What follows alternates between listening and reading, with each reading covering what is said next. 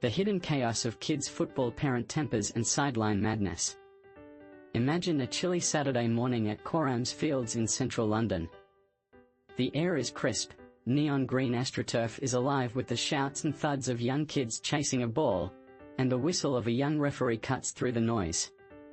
I'm watching a lively under-11 match, but what catches my attention isn't just the game, it's the spectacle of parents on the sidelines, especially one dad who's pushing the limits of parental enthusiasm. This dad is shouting like he's coaching for the World Cup, "Get rid of it!" He yells at the defender, meaning kick it away, sneaking in a note from the coach's playbook.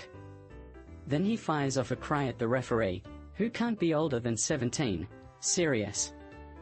As if he's really about to challenge the kid in blue's authority. What's more heartbreaking is how this dad's coaching isn't exactly gentle. Most of his energy is aimed at his son.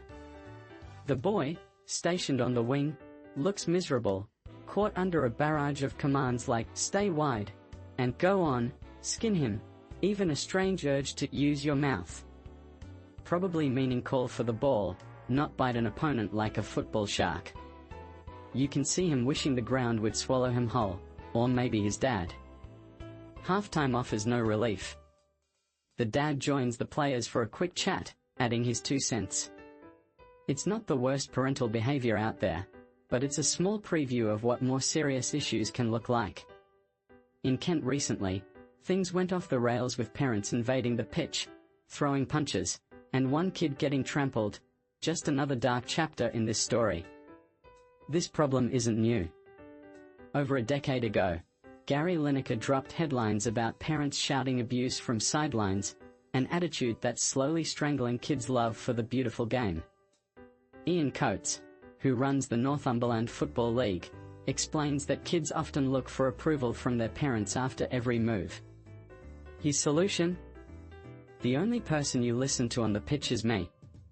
If your parent yells, tell them to shut up. If they scold you, tell me. But confronting parents is tricky. Coates says some give their children the lickings of a dog, justifying their outbursts as parental rights. When approached calmly, they bristle. "That's my son, I can say what I want." The truth is, many of these outbursts border on child abuse, yet enforcement and punishments are weak. The Football Association's latest stats reveal there were over 2,500 charges of serious misconduct in grassroots football last season alone, a 13% jump. Yet, those mostly target players and officials, not the parents screaming from the sidelines. Clubs can be fined if their spectators behave badly, but often, it's a game of whack-a-mole. Parents on the other side of the pitch remain untouchable. County leagues like Somerset FA note that misconduct cases have steadily risen, especially after COVID-19 paused everyone's life. Their CEO, John Pike, describes a bottle of Coke being opened, with tempers spilling over after months of lockdown. Recent violent incidents highlight a grim reality. Adults, including coaches, spectators, and parents, are the main culprits in creating toxicity. One of the harsh truths is how children pick up the mood. A kid might hear a foul-mouthed expletive from their dad in the stands, see that players and referees get away with insults, and think this behavior is normal. When the child steps onto the pitch, the cycle continues, probably with more swearing, more frustration, and less fair play. Referees like Canavan have been shadowed for years, witnessing parents' anger escalate post-COVID. Some get so aggressive that referees are threatened or chased from the grounds, like a 16-year-old referee nearly running for his life after a parent's threats. Such threats aren't just words, they're often reported to police. But most parents face no real consequences. Coates points out that, even when violence erupts, authorities struggle to intervene since parents are wide away on the stands.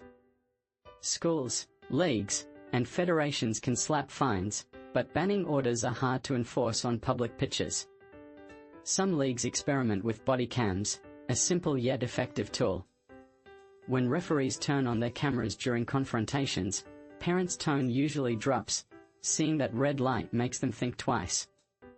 In some cases, Undercover referees or officials disguise themselves to catch and challenge abusive parents.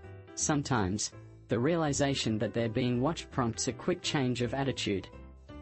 All of this begs the question, how did football, supposedly a game for children and community fun, turn into this toxic battleground? It's as if the hooliganism of the 80s never quite left, lurking beneath the surface, ready to explode. Back at Coram's Fields, the second half resumes.